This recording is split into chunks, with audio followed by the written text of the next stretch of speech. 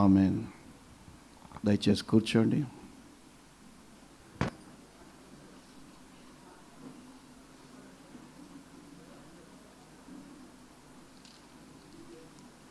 హల్లెలూయా. రెండు చేతులు పైకెత్తి చెప్దామా? హల్లెలూయా. కొద్ది బిగ్గరగా చెప్దాం, హల్లెలూయా. దేవుడి నామానికి మహిమ కలుగును గాక.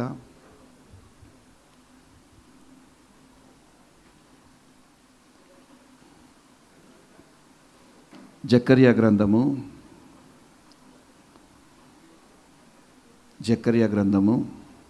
9వ అధ్యాయము 8వ వాక్యం.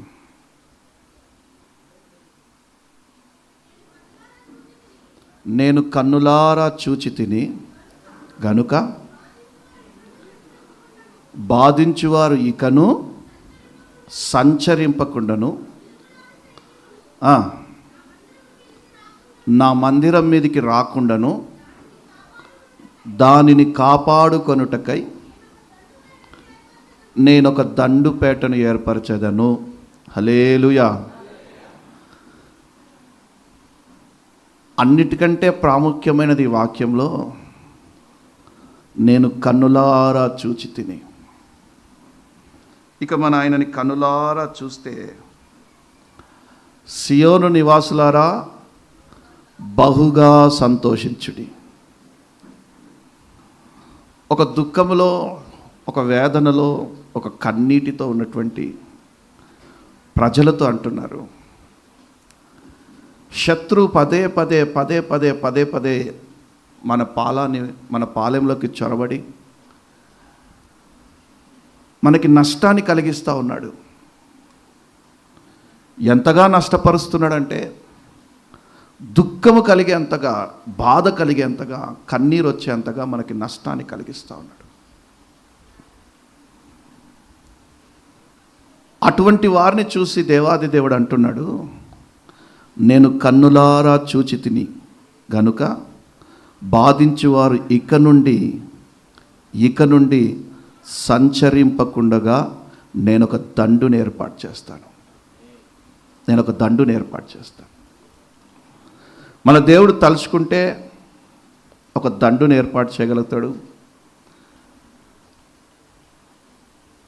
మిడతల దండుని, కప్పల దండుని చేశాడా లేదా?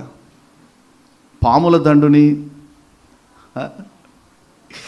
ఎవరెవరికి ఏ ప్రాబ్లమ్స్, ఏ సమస్యలు ఎదుర్కొంటున్నారో, ఏ విషయాల్లో బాధపడుతున్నారో ఆ విషయాలన్నిటికీ దేవుడు ఒక చక్కటి పరిష్కారం చూపించగల సమర్థుడు ఆయన, మనం ఆరాధిస్తున్న దేవుడు. తెలుగులేమో దాని చుట్టూ నేను కాపాడుతాను అని ఉంది కదా, దాని చుట్టూ నేను కంచె వేస్తాను అన్నట్టు ఇంకో తర్జుమాలో. తమిళ్లో ఇరుకుదానా?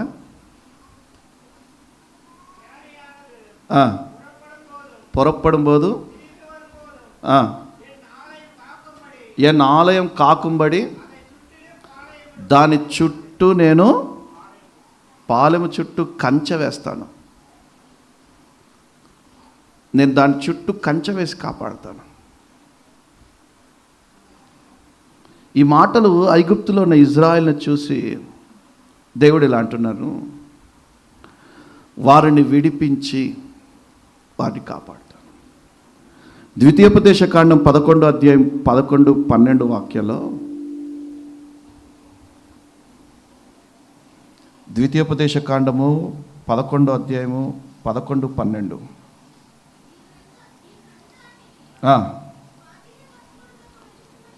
దేశము కొండలు లోయలు గల దేశము. అవును,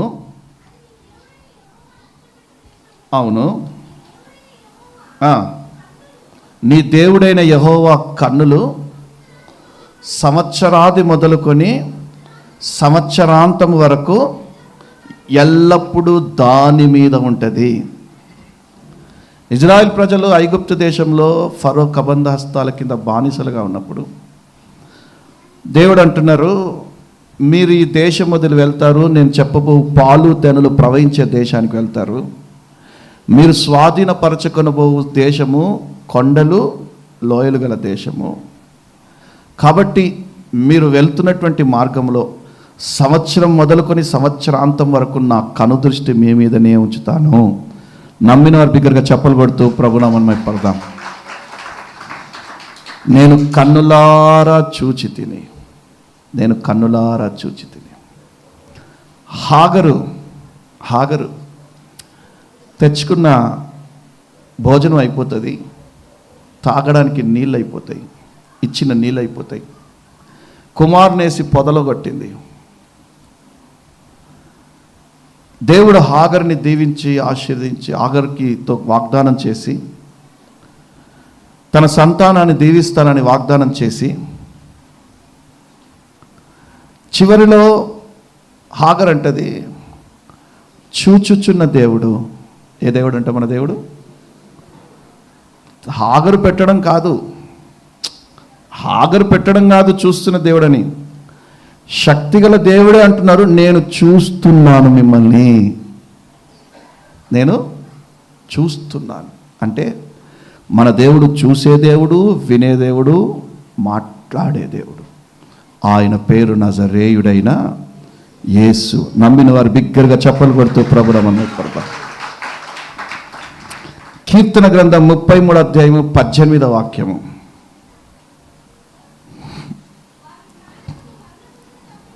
వారి ప్రాణమును మరణం నుండి తప్పించుటకును సజీవులుగా కాపాడుటకును యెహోవా దృష్టి, హల్లెలూయా, యెహోవా దృష్టి ఆయన యందు భయభక్తులు గల వారిని కాపాడుట కొరకు ఆయన దృష్టి ఉంటుందంట. ఎక్కడికి వెళ్తే అక్కడ ఆయన దృష్టి ఉండదు. నువ్వు వ్యభిచారం చేయడానికి వెళ్ళి, మందుకి వెళ్ళి, సిగార్లకు వెళ్ళి, తప్పుడు ప్రవర్తన చేయడానికి వెళ్ళినప్పుడు ఆయన దృష్టి ఉండదు. ఆయన యందు భయభక్తులు గల వారి మీద ఆయన దృష్టి ఉంచి ఉన్నాడు. మన దేవుడు చూసే దేవుడు. ఈ మాటలన్నీ ఆయనే అంటున్నాడు, నేను నా కన్నులు చూస్తాయి, నా కన్నులారా నేను మిమ్మల్ని చూస్తాను. చిన్నప్పుడు మన పిల్లలతో మనం అంటాం, రే నేను చూస్తున్నాను వెళ్ళు. ఏమంటాం? నేను చూస్తున్నా వెళ్ళు. కొన్నిసార్లు వార్నింగ్లు ఇస్తాం, చూస్తున్నా నీ సంగతి చెప్తా అంటావా? అన్నీ చూస్తున్నా అని అంటాం. మరి దేవుడు కూడా చూస్తాడా అంటే మనం అంటలేమో, దేవుని వాక్యము సాక్షాత్తు దేవుడే అంటున్నారు, నేను కన్నులారా చూచి తిని. రూతు గ్రంథం 2వ అధ్యాయం 2వ వాక్యంలో, రూతు గ్రంథం 2వ అధ్యాయము 2వ వాక్యం. అప్పుడు బోయాజు రూతుతో, నా కుమారి, నా మాట వినుము,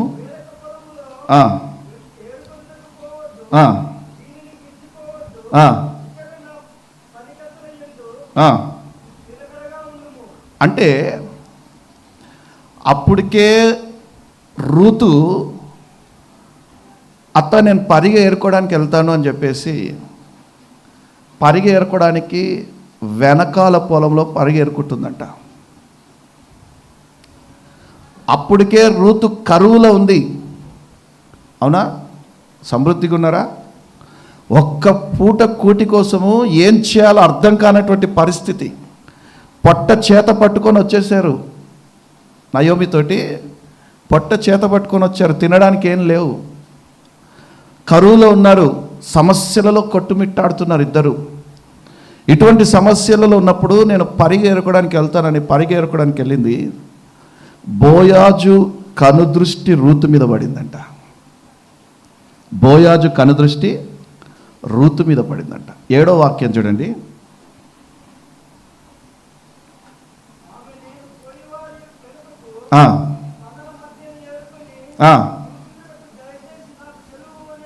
అడిగాను.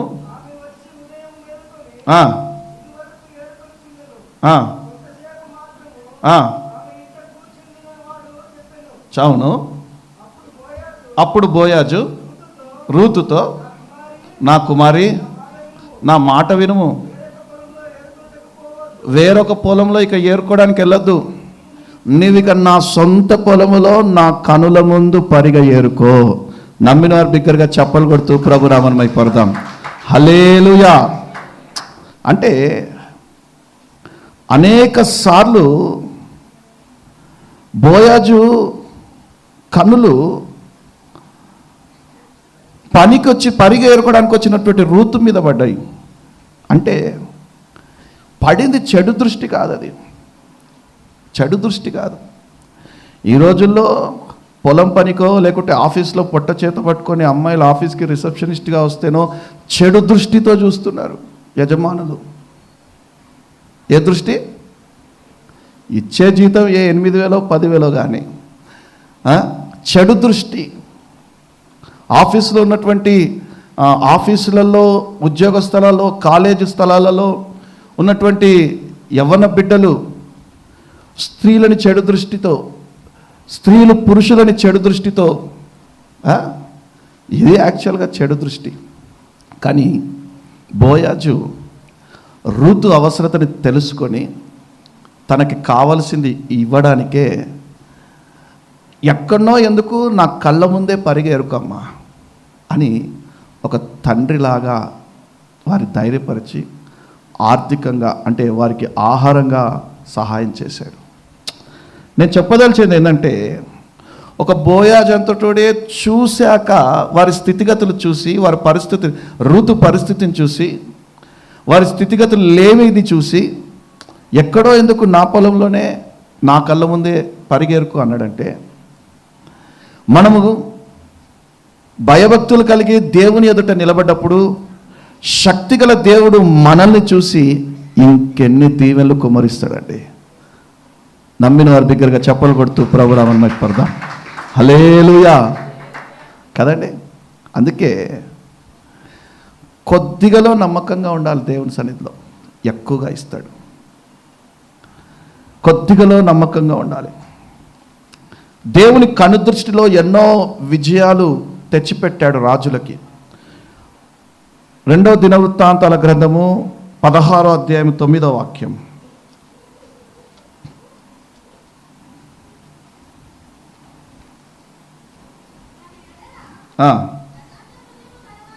యథార్థ హృదయం గలవారిని, యథార్థ హృదయం గలవారిని ఏం చేయుటకై? బలపరచుటకై యెహోవా కనుదృష్టి లోకమందంతటా సంచారము చేయుచున్నది. చూడండి, యెహోవా కన్నులు ఆలయం మీద ఉంది, యెహోవా కన్నులు దేశం మీద ఉంది, యెహోవా కన్నులు మనుష్యుల మీద ఉంది. ఏ మనుషులు? ఆయన యందు భయభక్తులు గలవారి మనుషుల మీద ఉంది. ఆయన యందు భయభక్తులు గలవారి మీద ఉంది. వారిని బలపరుస్తారంట, వారి అవసరతలు తీరుస్తారంట, వారి మీదికి ఏ కీడు రాకుండా వారి చుట్టూ కంచె వేస్తారంట ఆయన.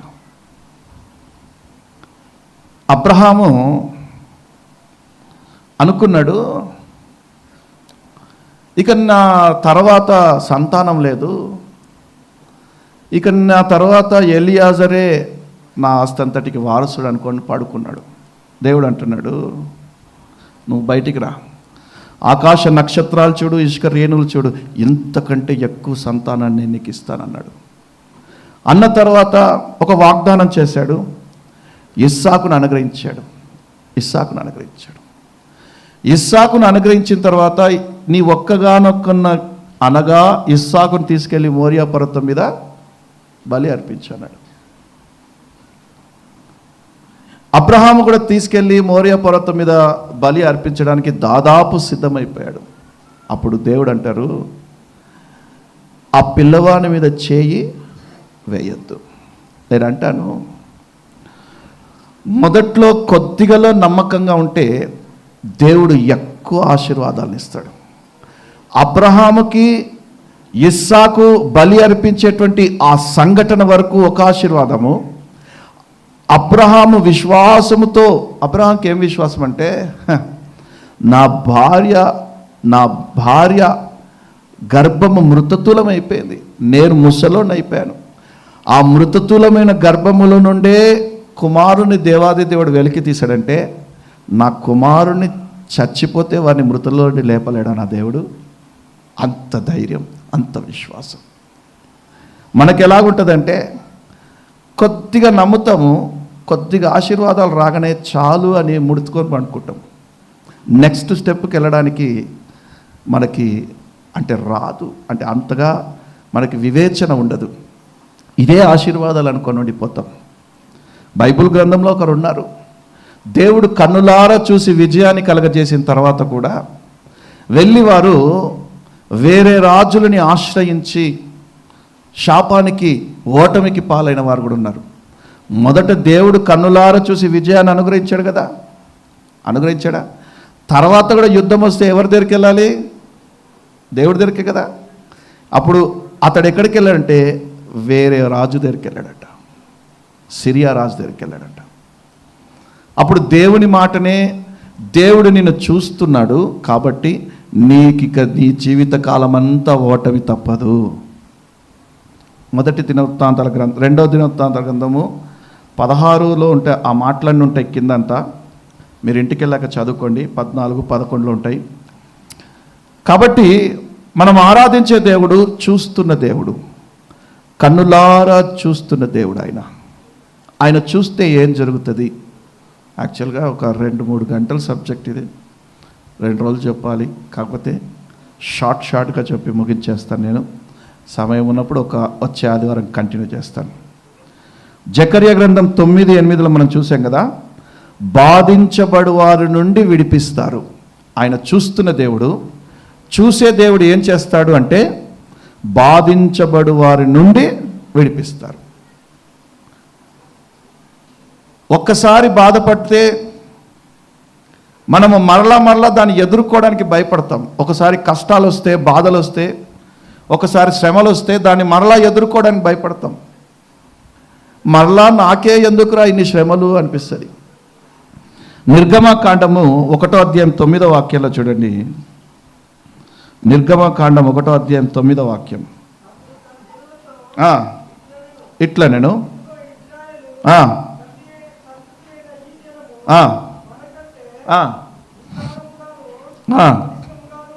చాలండి. యోసేపు బ్రతికున్నంత కాలం ఇజ్రాయెల్ ప్రజల మీద ఈగ వాలకుండగా చూసుకున్నాడు. ఎప్పుడైతే యోసేపు చనిపోయాడో ఇజ్రాయెల్ గుంపు పెరిగిపోతూ ఉంది. ఈ గుంపు పెరిగిపోతుంది కదా అని ఐగుప్తు వాళ్ళు చూసి, అమ్మా ఈ గుంపు ఎక్కువగా అయిపోతున్నారా, కాబట్టి వీళ్ళని మనము శ్రమ పెట్టాలి, వీళ్ళని మనం బాధ పెట్టాలి, ఈ బాధ వల్ల కొందరు చచ్చిపోతారు అని అనుకుంటా ఉన్నారు. చూడండి, ఆ గుంపంట బాధపరచబడుతున్నా కొలది శ్రమలు వస్తున్నా కొలది అంతగా ప్రబలిలుతూ ఉన్నారంట. హల్లెలూయా! అంతగా ఎదుగుతూ ఉన్నారంట ఆ గుంపు. బాధలను మనం ఎంతగా అనుభవిస్తే అంతగా మనం బౌన్స్ అవుతాం. ఇజ్రాయెల్ ప్రజలు ఎంతగా బాధలు అనుభవించారో అంతగా వారు బౌన్స్ అయ్యారు. అంతగా హెచ్చించబడ్డారు, అంతగా గణపరచబడ్డారు. దేవుడు వారికి ఇచ్చినటువంటి పాలు తేనెలు ప్రవహించే దేశానికి తీసుకొని పోయింది ఎందుకు అంటే బాధలు భరించినందుకే. వాళ్ళు బాధలు భరించినందుకే తీసుకెళ్ళడానికి పాలు తేనెలు ప్రవహించే దేశానికి, కనాను దేశానికి దేవాది దేవుడు వారు తీసుకెళ్ళడానికి ద్వారాలు తెరిచారు. అందుకే బాధ లేని వారు ఒక్కరు కూడా ఉంటారు. ఎవరైనా మీలో బాధ లేదన్నట్టు చేత్తెత్తండి. ఎవరికో ఏదో ఒక కోణంలో ఏదో ఒక రకంగా బాధ ఉంటుంది. భర్తతో భార్యకు బాధ, భార్యతో తల్లితో పిల్లలకు బాధ, పిల్లలతో ఆ బాధలు కాకపోతే అప్పుల బాధలు కాకపోతే అనారోగ్యం బాధ, శత్రువు బాధలు, బంధువులతో బాధలు, మిత్రులతో బాధలు, బాధ లేనివాడు ప్రపంచంలో ఒక్కడు కూడా భూతద్దం పెట్టినా ఎతకడు. కాబట్టి బాధపరచబడి వారు మీరు ధన్యులు, మీరు గొప్పగా హెచ్చించబడతారు. నమ్మిన వారు బిగ్గరగా చప్పలు కొడుతూ ప్రభునామమున మహిమపడదాం. హల్లెలూయా. మీకు ఎన్ని బాధలు వస్తున్నా సంతోషంగా దాన్ని అనుమతించండి మీ జీవితంలోకి. యేసు ప్రభుని నమ్ముకుంటే మరి ఎక్కువ బాధలు, అవునా కదా? యేసు ప్రభుని విశ్వసిస్తే ఇంకెక్కువ బాధలు. ఎన్ని బాధలు అనుభవిస్తున్నా కూడా దేవుడు ఇజ్రాయేలు ప్రజలని ఆ బాధలలో నుండి వారిని తప్పించి, వారు నాటని ద్రాక్ష తోటలని, త్రవ్వని బావులని, వారు కట్టని ఇండ్లని వారికి అనుగ్రహించారు. దేవుడు వారి శత్రువుల నుంచి వారిని విడిపించారు. బాధించబడు వారి నుండి విడిపిస్తారు ఆయన. అర్థమవుతుందా? ఎవరైతే మనల్ని బాధిస్తున్నారో వారి నుండి విడిపిస్తారు. చూస్తున్న దేవుడు ఎవరైతే మనల్ని బాధిస్తున్నారో వాళ్ళ నుంచి మనల్ని విడిపిస్తారు. యెషయా గ్రంథము 41 అధ్యాయము 10వ వాక్యం.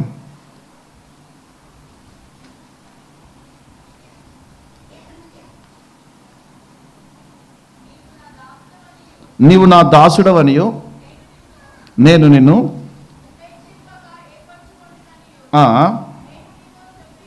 అవును నీకు తోడై ఉన్నాను, భయపడకుము, నేను నీ దేవుడనై ఉన్నాను, దిగులు పడకుము, నేను నిన్ను బలపరుతును, నీకు సహాయం చేస్తాను. బాధలలో ఉన్న వారిని చూసి వారిని బలపరిచి సహాయం చేస్తారట. బాధలో ఉన్నవాడికి ఫస్ట్ ఏం కావాలి? బలం కావాలి. తర్వాత బలపరిచి వారికి సహాయం చేస్తారట. బలపరచకుండా సహాయం పొందుకున్న ఆశీర్వాదాలు ఉండవు. బలపరచబడకుండా పొందుకున్నటువంటి ఆశీర్వాదాలు పోగొట్టుకుంటారట. ఏ విషయంలో బలం పొందుకోవాలి అంటే దేవుని విషయంలో మనం బలం పొందుకోవాలి. దేవుని విషయంలో మనం బలం పొందుకున్నంత కాలము మనం పొందుకున్న ప్రతి ఆశీర్వాదము మనతో నిలిచి ఉంటుంది. అబ్రహాము పొందుకున్నటువంటి ప్రతి ఆశీర్వాదం ఎందుకు నిలిచి ఉంది అంటే మొట్టమొదట ఆయన బలాన్ని పొందుకున్నారు. ఆయన బలాన్ని పొందుకున్నాడు, తర్వాత సహాయాన్ని పొందుకున్నాడు. ఆయన చూడండి, యోబు గ్రంథము 31 అధ్యాయము 4వ వాక్యంలో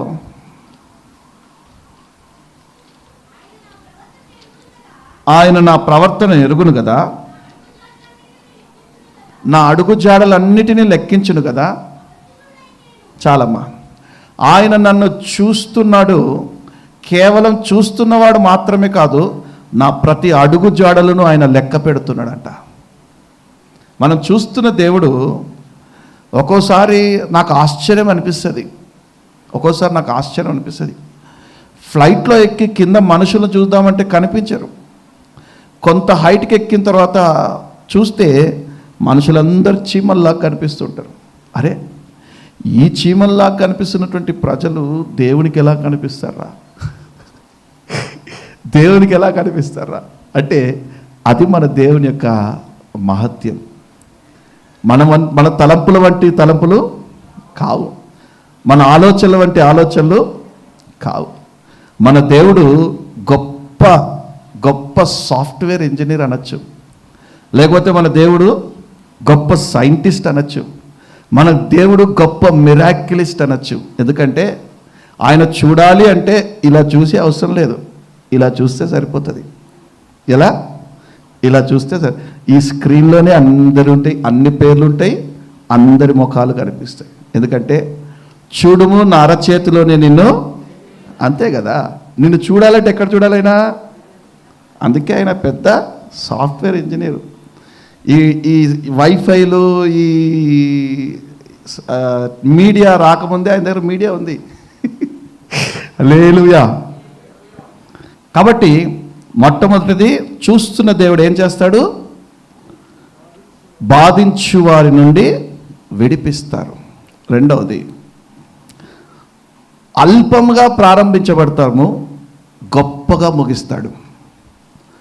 రెండవది, అల్పంగా ప్రారంభించబడ్డవారు గొప్పగా ముగిస్తారు.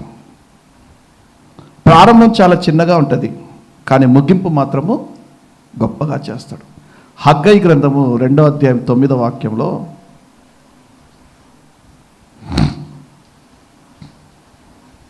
హగ్గై గ్రంథం 2వ అధ్యాయము కడవరి మందిరం యొక్క మహిమ, మునుపటి మందిరం యొక్క మహిమను,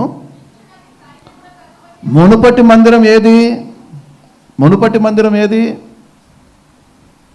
కడవరి మందిరం గురించి చెప్తా. మునుపటి మందిరం అంటే సొలొమోను కట్టించినటువంటి మందిరం, వెండి బంగారములతో కట్టించినటువంటి మందిరం.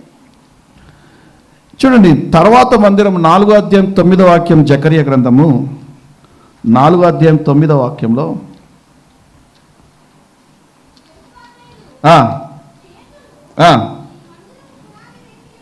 చాలండి. రెండో మందిరం జెరుబ్బాబెలు కట్టేటప్పుడంట అందరూ అన్నారంట, వీడేం కడతాడు లేరా మందిరం, వీడు పిల్ల బచ్చా. ఏమంటారు? వీడు మందిరం కట్టేస్తాడా? దేవుని మందిరం కట్టాలంటే అంత సులువా, అంత ఈజీయా? కానీ మునుపు మందిరం కట్టినట్టుగా వీడు కట్టగలుగుతాడా? మునుపు సొలొమోను వెండి బంగారాలతో కట్టాడు. దేంతోటి? వెండి బంగారంతో కట్టాడు. వీడు అంత మంచి కట్టగలుగుతాడని మనుషులందరూ అనుకున్నారంట. కానీ జెరుబ్బాబెలు చేతిలో ఒక దారం ఉందంట. అది దారం ఏదంటే కొలత కొలిసే దారం. అది ఉందని వాళ్ళకి తెలియదు. జెరుబ్బాబెలు మందిరం ముగించేసరికి అందంగా ఆ కొలతతో కొలుచుకుంటూ కట్టాడంట. నమ్మిన వారి బిగ్గరగా చప్పలు కొడుతూ ప్రభునామమున పడదాం. హల్లెలూయా. చూడండి, 4వ అధ్యాయం 19వ వాక్యం ఉంటుంది అన్నమాట.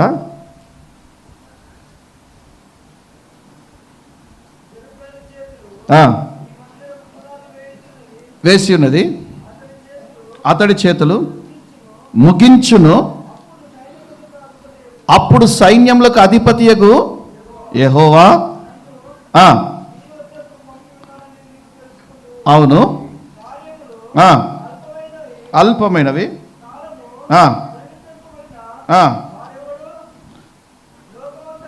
కాదు, జెరుబ్బాబెలు చేతిలో, దాని కింద చదమ్మా 10వ వాక్యంలో, జెరుబ్బాబెలు చేతిలో గుండు. ఏం గుండు అంటే అది? నులుగుండు. అంటే కరెక్ట్గా ఇట్లా కొలుస్తారనమాట. మన మేస్త్రి పని చేసే వాళ్ళ దగ్గర ఉంటుంది అది నులుగుండు, లేకపోతే మట్టపు గుండు. ఏ గుండు? మట్టపు గుండు. సొలొమోను కట్టించిన ఆలయంలో వెండి బంగారం ఉండొచ్చు, పద్ధతి లేదు. కానీ జెరుబ్బాబెలు కట్టించిన ఆలయంలో క్రమశిక్షణ, పద్ధతి ఆ ఒక మట్టపు గుండు ద్వారా కనిపిస్తుంది మనకి, నీట్నెస్. కాబట్టి ప్రజలు మునుపు మందిరానికంటే ఈ మందిరాన్ని గణపరుస్తూ ఉన్నారు. ఇప్పుడు నూతన నిబంధన కాలంలో మనమే దేవుని యొక్క ఆలయం. కాబట్టి మనము దేవుని మందిరాన్ని, అంటే దేవుని ఆలయమైన మనల్ని కూడా మనం అంత అందంగా కట్టుకోవాలట. అందుకే మనము పుట్టినప్పుడు మనకి ఏదో పేర్లు పెడతారు, నిక్ నేమ్స్. పెరుగుతున్నప్పుడు ఇంకోటి ఏదో పేర్లు పెడతారు, అరే రౌడీగానో, దొంగనో, వ్యభిచారనో, తాగుబోతుడనో, ఏదో పేర్లు ఉంటాయి. ఎప్పుడు? మునుపటి మందిరానికి, ఈ మందిరానికి మునుపు ఏదో పెడతారు. కానీ ఈ మందిరము మహిమలోకి చేర్చబడే లోపల గొప్ప మహిమగా మార్చేస్తారు దేవుడు. నమ్మిన బిగ్గరగా చప్పలు కొడుతూ ప్రభునామమున పడదాం. హల్లెలూయా. నేను చెప్పేది రాళ్లతో కట్టబడేటువంటి ఈ మందిరం కాదు, ఆత్మతో, అంటే జీవం గల రాళ్లదలే కట్టబడుతున్నటువంటి ఈ మందిరం గురించి చెప్తున్నాను. ఈ మందిరం కూడా చెప్తున్నాను. ప్రారంభంలో మనకి ఏదైనా, మనం ఎటువంటి తప్పిదాలైనా చేయొచ్చు. ఒక మనిషి పాపం చేయని వాడు ఎవడు? పాపం చేస్తాము, కానీ ముగింపు లోపల దాన్ని సరి చేసుకొని క్రీస్తు రక్తం చేత కడుక్కుంటే మనల్ని అందంగా నిర్మిస్తారు. ఆయన కన్నులకి ఆశ్చర్యంగా నిర్మిస్తాడు. వీడు ఆ యేసు ప్రభు నమ్ముకున్నాడా? స్టార్టింగ్లో ఎవరైనా దేవుని నమ్ముకుంటే వీడు ఆ యేసు ప్రభు నమ్ముకున్నాడా? ఈమె నా దేవుని నమ్ముకుందా? ఈమె నోట్లో తెరిస్తే అబద్ధాలే, ఈమె నోరు తెరిస్తే పెద్ద గయ్యాలి గంప, ఈమె ఇంట్లో భర్తతోటి ఎప్పుడు కొట్లాడుతూనే ఉంటుంది, కంచు ఈమె, లేకపోతే గయ్యాలి గంప, ఇంట్లో అస్సలు ఎవరితో మంచిగా ఉండదు, చుట్టుపక్కల వాళ్ళతో మంచిగా ఉండదు. వాళ్ళ ఇంటి ఎదురుగా వాళ్ళని అడిగితే తెలుస్తుంది ఈమె గురించి. ప్రారంభంలో అది సాక్ష్యం ఈ మందిరానికి. చివరిలో ఈ సాక్ష్యం ఎట్లా అంటే యేసుప్రభు నమ్ముకున్నానగానే ఈమె ఉద్ధరిస్తుందిలే యేసుప్రభు నమ్ముకొని. దాంట్లో అస్సలు అబద్ధాలు మాట్లాడద్దు, బూతులు మాట్లాడద్దు, అరవద్దు, ఇవన్నీ ఉంటే ఆమెకు సాధ్యమేనా అని అందరూ అంటారు. కానీ మనము బలము పొందుకున్నట్టయితే, మనము పరిశుద్ధంగా జీవిస్తున్నట్టయితే దేవుడు మనల్ని చూస్తూ మనల్ని అందమైన మందిరాలుగా కడతారు. నమ్మిన వారి దగ్గరగా చప్పలు కొడుతూ ప్రభునామమున పడదాం. హల్లెలూయా. ఆదికాండం 29:32. ఆదికాండం 29:32.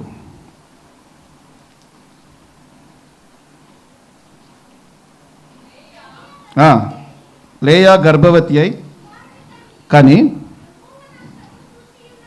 శ్రమను చూసి అది లేయా అస్సలు ప్రేమకి నొచ్చుకుందంట. అసలు లేయా భర్త ప్రేమ అంటేనే ఏంటో తెలియదు ఆమెకి. ఎందుకంటే ఆయనకి ఎక్కువ ఇష్టం ఎవరు రాహేలు. లేయాకు అస్సలు భర్త ప్రేమ గురించే తెలియదు. అయినా కూడా నేను నా దేవుడు నన్ను చూస్తున్నాడు, నా బాధను చూస్తున్నాడు. పాపం తన జీవితకాలం అంతా బాధతోనే చూస్తున్న దేవుడు బాధతోనే ముగించేసింది. కానీ తండ్రి తల్లిని ద్వేషించాడు. ఆదికాండం 49:8 వచ్చేసరికి లేయా ద్వారా పుట్టినటువంటి యూదా సహోదరుల అందరిలో తలగా నియమించాడు. ఏ భర్త అయితే లేయని ఇష్టం లేదన్నాడో, బాధ పెడతా ఉన్నాడో, శ్రమ పెడతా అంటే ప్రేమ లేదని తృణీకరిస్తూ ఉన్నాడో, ఆ భార్య ద్వారా పుట్టినటువంటి కుమారుణ్ణే సహోదరులందరిలో తలగా పెట్టాడంట. హల్లెలూయా. చూస్తున్న దేవుడు అని ఆమె దేవునికి పేరు పెట్టింది. కానీ చూస్తున్న దేవుడు ఏం చేశాడంటే అల్పంగా ప్రారంభమైన వారి జీవితాన్ని గొప్పగా ముగించాడండి. ఇలా చెప్పుకుంటూ పోతే చాలామంది ఉన్నారు బైబిల్ గ్రంథంలో. చివరిగా ఒక్క మాట చెప్పి ముగిస్తాను, లాస్ట్ పాయింట్. సమాధాన ఆలోచనని మనకు అందిస్తారు. చూస్తున్న దేవుడు సమాధాన ఆలోచనని మనకు అందిస్తారు. కీర్తన గ్రంథం 32:8.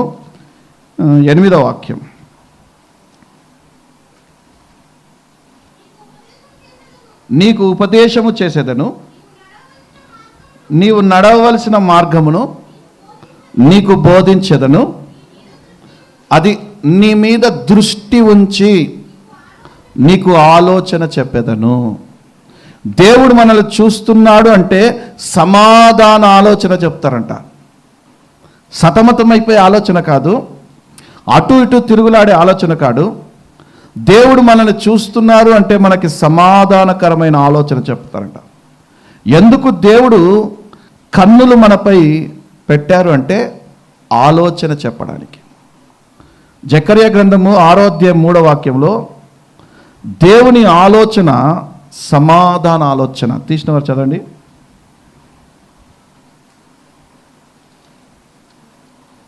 జకర్యా గ్రంథము 6:13.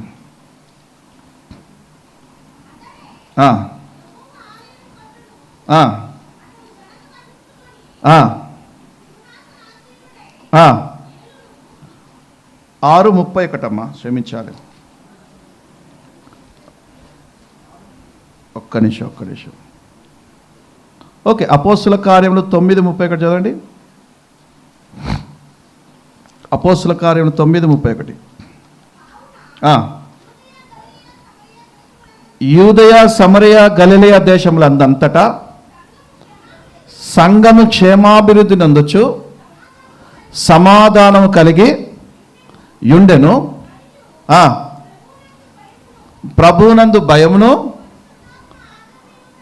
చాలమ్మా, పరిశుద్ధాత్మ ఆదరణ కలిగి నడుచుకొనొచ్చు. చాలమ్మా. దేవుని ఆలోచన సమాధానకరమైనటువంటి ఆలోచన. సంఘము సమాధానంగా విస్తరించాలనే దేవుని యొక్క ఆశ. ఎలాగా? సంఘము సమాధానంగా విస్తరించాలి, గొడవలతో కాదు, ఒకరి మీద ఒకరు ఈర్ష్య ద్వేష రాగ కక్షలతో కాదు. ఉన్న పట్టుమని 5 ఉంటారు, 5 మధ్యలో 5 గ్రూపులు, వెనకాల ఎవరు ఉంటారు వాళ్ళకి? 10 మంది ఉంటే 10 మంది మధ్యలో 2 గ్రూపులు. ఈ సమాధానం ఎక్కడి నుంచి అవుతుందండి? కానీ దేవుడంట, మనల్ని చూస్తున్న దేవుడంట సమాధాన ఆలోచన మనకు కలగజేసి, సంఘానికి కూడా ఒక సమాధాన ఆలోచన కలగజేసి సంఘాన్ని విస్తరింపచేస్తారంట. నమ్మిన వారు బిగ్గరగా చప్పలు కొడుతూ ప్రభునామమై పడదాం. హల్లెలూయా. సమాధానం లేని చోట ఆశీర్వాదాలు ఉండవు. ఎక్కడైతే సమాధానం ఉంటుందో అక్కడే దేవుని ఆశీర్వాదాలు నిలిచి ఉంటాయి. మీ ఇండ్లలో సమాధానం లేకుండా ఉన్నారేమో, దేవుని దగ్గర అడగండి. చూస్తున్న దేవుడు మీకు సమాధానాన్ని అనుగ్రహిస్తారు. ఒకరినొకరు తగ్గింపు జీవితం ఉంటే సమాధానం వస్తుంది. భార్యాభర్తలకి, అన్నదమ్ములకి, అక్కచెల్లెలకి, తోటికోడలకి, అత్తకోడలకి సమాధానమే లేకపోతే, తగ్గింపు జీవితమే లేకపోతే సమాధానం ఎక్కడి నుంచి వస్తుంది? అవునా కదా? అవునా కదా? తోటికోడలు అంటది, నేను ఆ ఇంట్లో అడుగు సస్తేగానే పెట్టంటది. హల్లెలూయా. ఈ మధ్యలో చాలా ఉండే, అన్నీ కట్ చేసుకుంటూ వచ్చా. అసలు ఇక నా ప్రాణం పోయినా నేను దాని ముఖం చూడ. అవునా కదా? ఇటువంటి సమాధానము మీకు రావాలి. చూస్తున్న దేవుడు, ఆయన మిమ్మల్ని చూస్తున్నాడు అంటే ఆయన ఆలోచన అనుగ్రహిస్తారు, సమాధానకరమైన ఆలోచన అనుగ్రహిస్తారు. ఆయన సమాధానం ఎక్కడైతే ఉంటుందో అక్కడ ఆశీర్వాదం ఉంటుంది. అందుకే దేవుడు అంటారు, శిష్యులను ఏర్పరిచి మీరు ఏ ఇంటికైనా వెళ్ళినప్పుడు మొట్టమొదటిగా ఆ ఇంట్లో సమాధానం కలుగునుగాక అనండి. ఒకవేళ ఆ ఇంట్లో సమాధానానికి అర్హులు గనక లేరనుకో, నువ్వు వెళ్ళినప్పుడే అప్పుడే 1 గంట ముందే భార్యాభర్తలు జుట్టెంటికలు పెట్టుకొని కొట్టుకున్నారు అనుకో, ఆ సమాధానం వాళ్ళ దగ్గర ఉండదు, నీతో పాటు వచ్చేస్తుంది. ఇంట్లో పిల్లల ప్రవర్తన సరిగ్గా లేదనుకో, కుటుంబీకుల ప్రవర్తన సరిగ్గా లేదనుకో, ఆ ఇంట్లో సమాధానం నిలిచి ఉండదు, మీతో పాటే వచ్చేస్తుంది. కాబట్టి సాధ్యమైనంత వరకు కాదు, ప్రతిరోజు సమాధానపడడానికి ఇష్టపడండి. 4వది పరిశుద్ధపరుస్తారంట ఆయన వాళ్ళని. హల్లెలూయా. ఏం చేస్తాడు? చూస్తున్న దేవుడు పరిశుద్ధపరుస్తారు, సంఘాన్ని పరిశుద్ధపరుస్తారు, సంఘ బిడ్డల్ని పరిశుద్ధపరుస్తారు, బలిపీఠాన్ని పరిశుద్ధపరుస్తారు, యాజకుని పరిశుద్ధపరుస్తారు. ఎందుకంటే పరిశుద్ధత లేని చోట ఆయన నివాసము చేయడు. ఆయన పరిశుద్ధపరచి అక్కడ ఆయన నివాసం చేస్తారు. ఒక్కొక్కరిని పరిశుద్ధపరిచి అక్కడ ఆయన నివాసం చేస్తాడు. ఇప్పుడు చెప్పండి, 4 విషయాలు చెప్పా.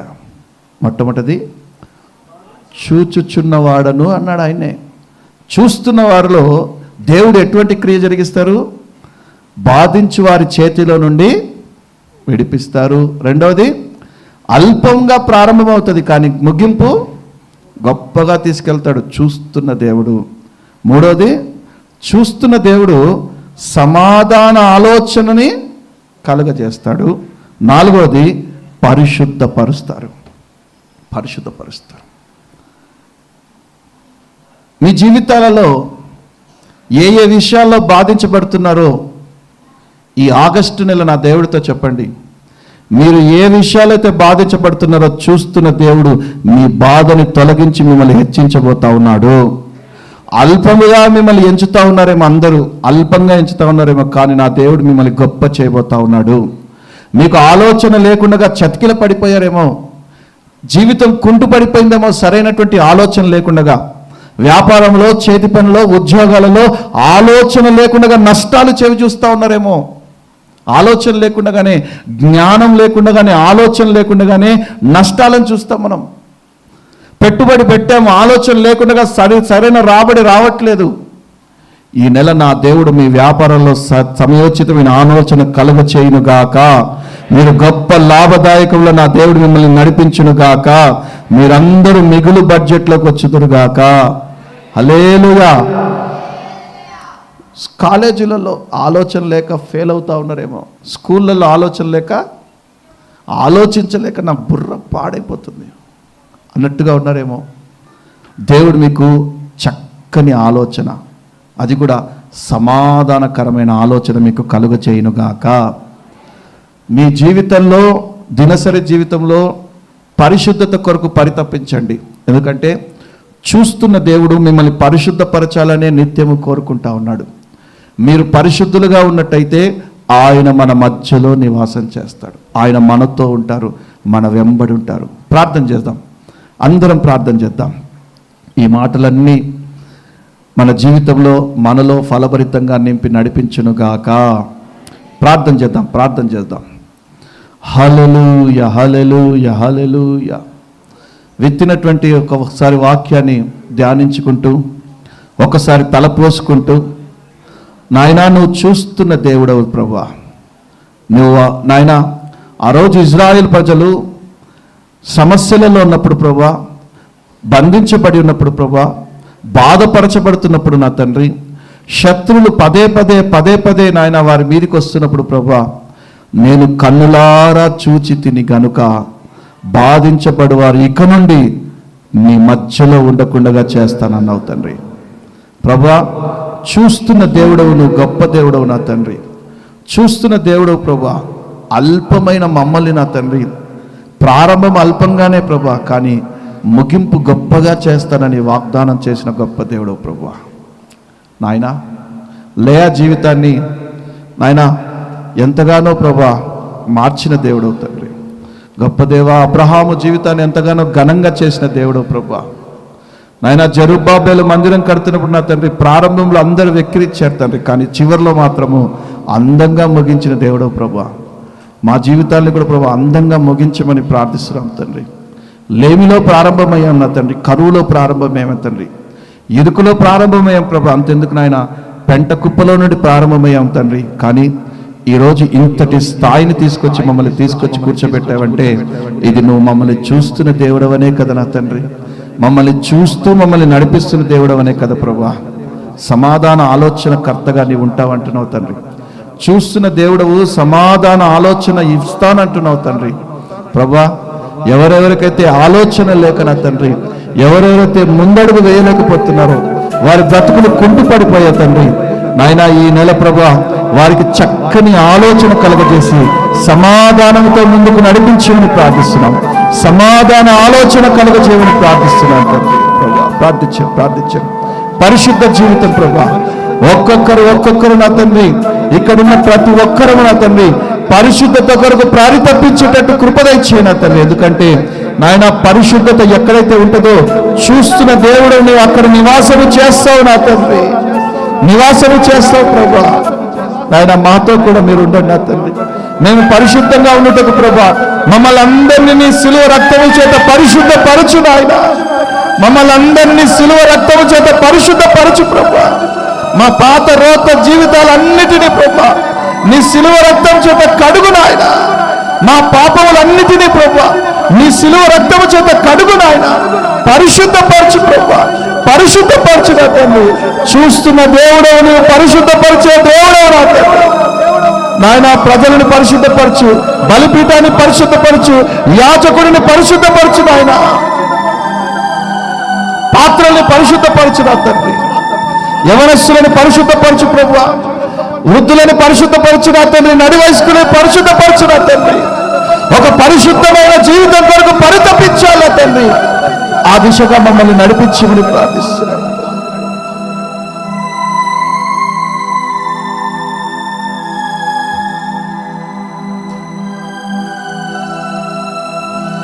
నా ముందు నీవుంటే అంతే చాలయ్యా,